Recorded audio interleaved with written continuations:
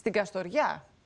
Ράλι off-road στην Καστοριά. Πάρα πολύ μ' αρέσει συνηθίσει αυτό. τη Σοφία έτσι σε διάφορα θέματα. Τώρα δεν ξέρω ποια είναι η σχέση της με το μηχανοκίνητο αθλητισμό. Θα τη μάθουμε αμέσως. Θα τη μάθουμε αμέσως. Νάτι. Καλή σου μέρα. Καλό μήνα. Καλό μήνα. Καλημέρα, καλό μήνα και καλό καλοκαίρι από το συννεφιασμένο Άργος Ορεστικό.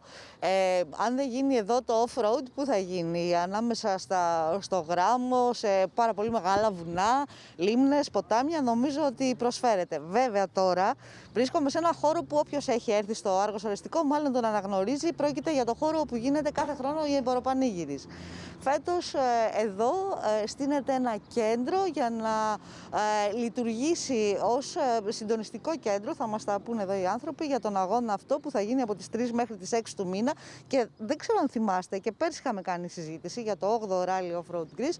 Βέβαια, λόγω των πρωτοκόλλων που ίσχυαν εξαιτίας των ρυθμίσεων για τον COVID, δεν έγινε. Φέτος όμως ευελπιστούμε ότι όλα θα γίνουν και ήδη οι διοργανωτές, μάλλον οι συμμετέχοντες, είναι καθοδόν. Δίπλα μου είναι ο κύριος Αλέξανδρος Αποστολίδης, είναι ο αλητάρχης του αγώνα, είναι εκείνος δηλαδή που ουσιαστικά παρακολουθεί όλη αυτή τη διαδικασία κατά τη διάρκεια του αγώνα. Πείτε μας λοιπόν, σε τι στάδιο βρισκόμαστε, κυρία Αποστολίδη? Καλημέρα σας. Βρισκόμαστε στο Άργος Ορεστικό. Είμαστε στο στάδιο της προετοιμασίας σε ένα χώρο που μας έχει παραχωρήσει ο Δήμος του Άργου Ορεστικού. Είναι ένας πολύ μεγάλος αγώνας με 50 συμμετέχοντες από όλη την Ευρώπη και πιστεύουμε ότι θα γίνει ένας αγώνας ο οποίος μελλοντικά θα μεγαλώσει και άλλο. Ο συγκεκριμένος αγώνας μετράει στο Ιταλικό πρωτάθλημα, γι' αυτό βλέπετε ότι υπάρχουν πολλές συμμετοχές από Ιταλία και επίσης είναι υποένταξη στο Διεθνές Ημερολόγιο της ΦΙΑ. Για το λόγο αυτό θα έχουμε εδώ πέρα παρατηρητή ο οποίος θα έρθει από τη Σουηδία για να παρακολουθήσει εμάς, την οργάνωση και να μας εντάξει στο Διεθνές Ημερολόγιο. Άρα θα είναι στο καλεντάρι, αν συμβούν όλα αυτά, θα είναι ένας επίσημος αγώνας από την επόμενη χρονιά. Ναι, Δημήτρη? Ήθελα απλά να ρωτήσω τώρα λίγο να μας κάνει και τη διευκρίνηση, γιατί εγώ δεν ξέρω και πάρα πολλά πράγματα για το μηχανοκίνητο αθλητισμό. Έβλεπα μάλλον το προηγούμενο διάστημα πλάνα από το Ράλι Ακρόπολης σε χωμάτινο δρόμο. Βλέπω τώρα κάποια πλάνα πάλι σε χωμάτινο δρόμο. Ποια είναι η διαφορά λίγο το off-road? Είναι τα αυτοκίνητα, πρέπει να είναι 4x4. Ποιες είναι οι δεσμεύσεις και οι ιδιαιτερότητες αυτής της διοργάνωσης, τα χαρακτηριστικά της δηλαδή? Τα χαρακτηριστικά των αυτοκινήτων είναι πιο πολύ άγρια, θα έλεγα, από τα του WRC. Είναι αυτοκίνητα raid, σαν αυτά που τρέχουν στους αγώνες του Παρίσι-Ντακάρ, στο Μαρόκο, στην Τινησία. Οι διαδρομές είναι πιο μεγάλες, δηλαδή κάθε ειδική διαδρομή έχει μήκος 100 χιλιόμετρα και γίνεται 2 φορές πάνω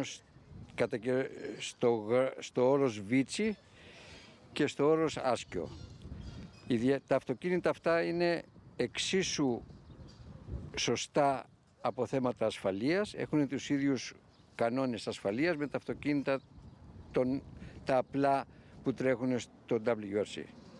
Πάντως είναι και εξίσου εντυπωσιακό από ό,τι ενδεχομένως και ακόμα πιο εντυπωσιακό. Και τα αυτοκίνητα εντυπωσιακά. Δεν ξέρω, είναι αυτό που λέμε φτιαγμένα, έτσι, κύριε Αποστολίδη?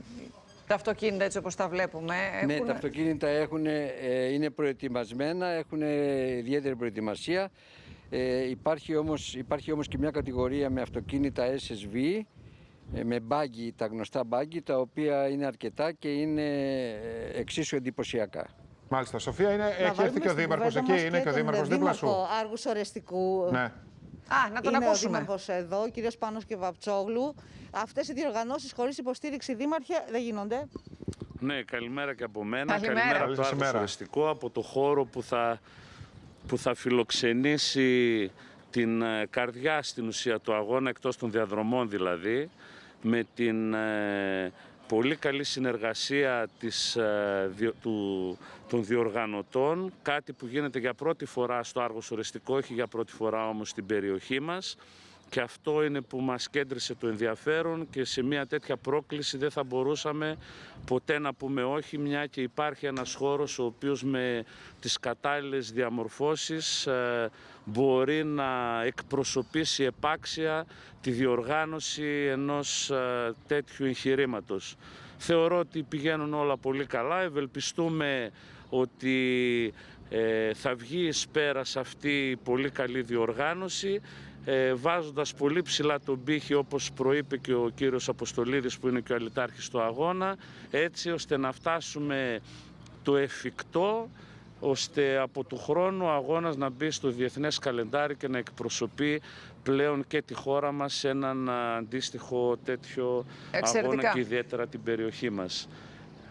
Σε ευχαριστούμε πάρα πολύ. Το κοινό τι μπορεί να παρακολουθήσει από τον αγώνα αυτό? Να ακούσουμε και αυτό. Το κοινό από τις 3 μέχρι τις 6 του μήνα, που μπορεί κάποιος να θέλει να έρθει εδώ, να δει από κοντά, μπορεί να έρθει σε αυτό το χώρο. Σύμφωνα με το πρωτόκολλο του COVID, δεν είναι εύκολο να έχουμε θεατές. Τώρα, αν ορισμένοι μεμονωμένοι πάνε στα βουνά, θα μπορούν να πάνε. Αλλά επίσημα, λόγω πρωτοκόλλου COVID, δεν είναι δυνατόν. Ωραία. Θα περιμένετε λοιπόν τα βίντεο από τον αγώνα. Πάντως εκεί στο χώρο της Εμποροπανήγυρης θα μπορέσουν κάποια αυτοκίνητα τα οποία είναι φτιαγμένα θηρία, ας πούμε, και έρχονται και από το εξωτερικό, τουλάχιστον να τα δουν σε στάση, έτσι, να τα δουν από κοντά όσοι περάσουν εκεί από το χώρο. Αυτή την ευκαιρία φαντάζομαι θα την έχουν. Βεβαίως θα μπορούν να έρθουν γύρω-γύρω, γιατί είναι ματρωμένη η έκταση. Θα μπορέσουν από γύρω-γύρω να δουν ορισμένα αυτοκίνητα, όπως και στη διαδρομή πάνω όλα. Και πρέπει να σας πω ότι ο αγώνας είναι υπό την αιγίδα της Γενικής Γραμματείας Αθλητισμού και πρόκειται να επισκεφθεί και ο Γενικός Γραμματείας Αθλητισμού το χώρο και να δει την οργάνωσή μας. Σοφία, ευχαριστούμε πάρα πολύ, κυρία Αποστολίδη, και εσένα, Σοφία. Και το Δήμαρχο.